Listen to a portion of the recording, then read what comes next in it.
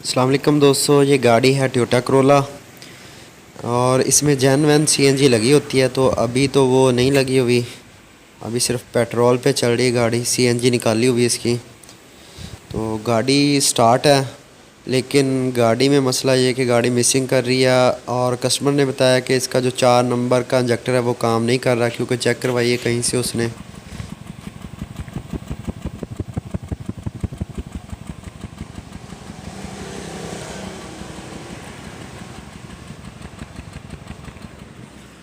Idol पर देख सकते हैं गाड़ी मिसिंग कर रही है, और एक्सीलेट करने पे भी मिसिंग करती है गाड़ी। तो अभी देखते हैं कि 4 नंबर का जो इंजेक्टर है उसकी वायरिंग में क्या मसला है।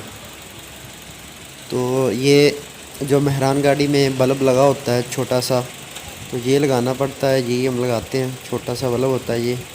यहाँ पर देख सकते हैं कि इसकी जो पल्स है वो नहीं आ रही। बल्ब ओके है, बल्ब इसका ठीक है, लेकिन 4 नंबर इंजेक्टर की पल्स इसकी नहीं आ रही। तो इसे अभी 2 नंबर का जो इंजेक्टर है इसका निकालेंगे। गाड़ी अभी स्टार्ट है, पहले और तीसरे सिलेंडर पे गाड़ी चल रही है, स्टार्ट है अभी।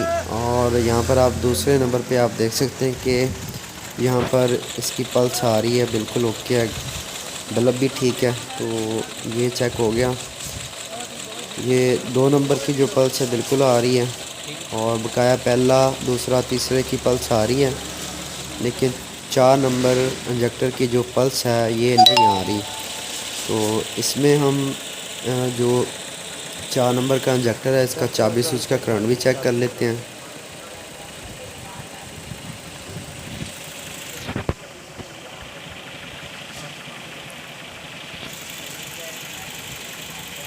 ठीक है जी, ये रेड कलर की वायर है, इसकी चाबी स्विच का करंट है, तो इसमें ये चाबी स्विच का करंट आ रहा है।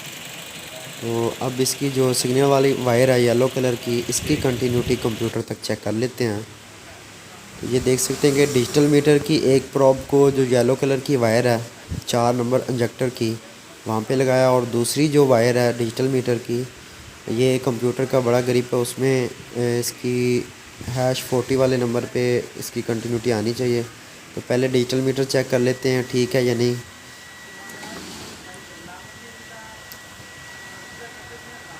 डिजिटल मीटर की दोनों प्रॉब मिलाने से डिजिटल मीटर बीप साउंड दे रहा, तो इसका मतलब ये है कि डिजिटल मीटर हमारा ठीक है, क्योंकि चेक करना चाहिए पहले। तो ये यहाँ पर आप देख सकते हैं कि ये जो 40 नंबर #40 आ रहा है, यहाँ पर उसकी 4 नंबर इंजेक्टर की जो वायर है येलो कलर की यहाँ पे आनी चाहिए, उसकी कंटिन्यूटी चेक कर लेते हैं। यहाँ पर आप देख सकते हैं कि कंटिन्यूटी आ रही है, तो थोड़ा सा करीब करके भी आपको दिखा देता हूँ।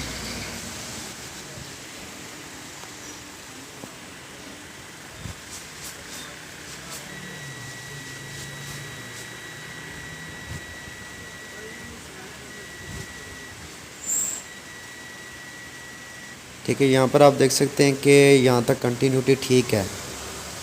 तो अभी इसका जो कंप्यूटर है वो खोलेंगे। 3 बोल्ट होते हैं इसके, ये एक ऊपर है एक नीचे है, और यहाँ एक और है यहाँ नीचे वाली साइड पे। ये 3 बोल्ट होते हैं 10 नंबर के इसके। ये खोलेंगे तो कंप्यूटर इसका बाहर आ जाएगा, क्योंकि वायरिंग हमने चेक कर ली है बिल्कुल, यहाँ तक कंप्यूटर के ग्रिप तक बिल्कुल ओके है। तो अब कंप्यूटर खोलेंगे और वहाँ इसकी कंटिन्यूटी दोबारा से चेक करेंगे कि इसकी जो वायर है 4 नंबर इंजेक्टर की, वहाँ से लेकर कंप्यूटर की किस पिन तक आती है। तो ये देख सकते हैं कि 4 नंबर इंजेक्टर से इंजेक्टर पे इसकी वायर लगाई, और दूसरी कंप्यूटर का ये जो 4 आईसी आपको नज़र आ रहे हैं, ठीक है, इसमें ये 4 नंबर का आईसी होता है, ये वाला 4 नंबर इंजेक्टर का।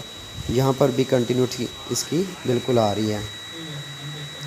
ये पहले इंजेक्टर का, ये दूसरे का, ये तीसरे का, और ये चौथे नंबर इंजेक्टर का आईसी है। तो यहाँ पर कंटिन्यूटी बिल्कुल ओके है। तो कंप्यूटर का जो बोर्ड है ये भी बिल्कुल ओके है, कहीं से वायर कोई डैमेज नहीं है। तो 4 नंबर जो इंजेक्टर है उसका जो आईसी है उसमें मसला है, वहाँ तक कंटिन्यूटी बिल्कुल ओके आ रही है। तो बोर्ड भी बिल्कुल साफ़ सुथरा, कोई नमी या पानी वगैरह नहीं है। कंटिन्यूटी 4 नंबर का जो आईसी लगा हुआ है वहाँ तक बिल्कुल ओके है। तो इसका ये जो 4 नंबर का आईसी है ये चेंज करेंगे।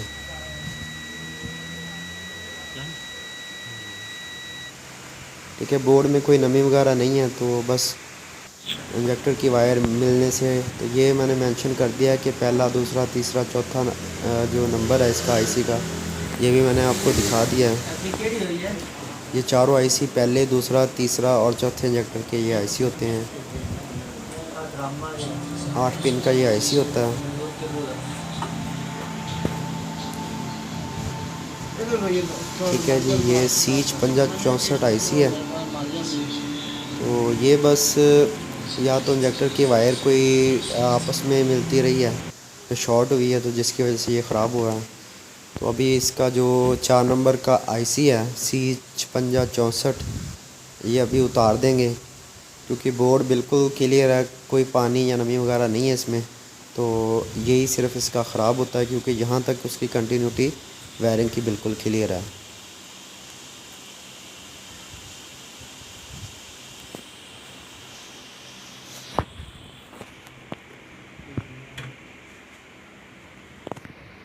ठीक है जी, ये एक और बोर्ड पड़ा हुआ है, ये सुजुकी एपीवी का बोर्ड है।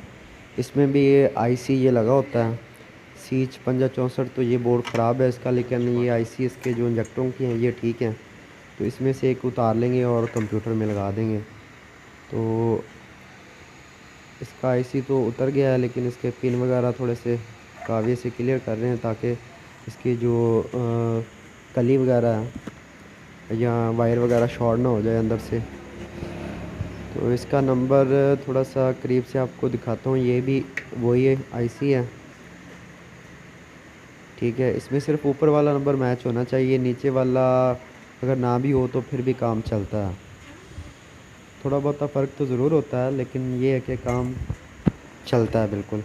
तो मेरी वर्कशॉप गांव में है, तो यहाँ पर कोई भी चीज़ नई नहीं मिलती, तो जो कुछ अपने पास होता है उसी से काम चलाना पड़ता है। लेकिन ये है कि इससे गाड़ी क्लियर हो जाएगी, क्योंकि आगे भी इसमें से निकाल के 1-2 गाड़ियों को लगाए हैं तो बिल्कुल ओके हैं, किसी किस्म का कोई मसला नहीं आया। तो अभी ये दूसरा जो आईसी उस बोर्ड से निकाला है वो इसमें लगा रहे हैं। तो ये मुकम्मल करके फिर गाड़ी को स्टार्ट करके देखते हैं इंजेक्टर पल्स आती है या नहीं आती, मसला हल होता है या नहीं होता। तो फाइनली भाई कंप्यूटर लगा दिया, और इसे मैंने फ्यूज़ बॉक्स के ऊपर रखा, बॉडी के साथ, या हाथ में नहीं इसे पकड़ना चाहिए, क्योंकि बॉडी के साथ लगेगा और जब इसे करंट मिलेगा तो पूरा बोर्ड इसका ख़राब हो जाएगा। इसलिए थोड़ा सा इसे प्लास्टिक पे रखा हुआ है, ताकि कहीं से नमी वगैरह या हाथ वगैरह लगाने से इसमें कोई मसला ना बन जाए। ठीक है, ये आप देख सकते हैं कि अभी गाड़ी का एयर सेंसर वो भी उतारा हुआ है। गाड़ी स्टार्ट होती है लेकिन बंद हो जाती है, और इंजेक्टर पल्स इसकी आ गई है जी अल्हम्दुलिल्लाह। तो अभी फाइनली इसे गाड़ी को मुकम्मल करेंगे, कंप्यूटर भी इसका फिट करते हैं और स्टार्ट करके देखते हैं। तो दोस्तों, रात को टाइम काफ़ी हो गया था, अभी गाड़ी शुक्र अल्हम्दुलिल्लाह गाड़ी स्टार्ट है, बिल्कुल क्लियर है। तो वो आके मुकम्मल की है गाड़ी। तो अभी आपको दिखा देता हूँ कि इसका जो एक्सीलेटर रिस्पांस है बिल्कुल क्लियर है, जैसे जेन्युइन होता है वैसे ही है, कोई मसला नहीं है।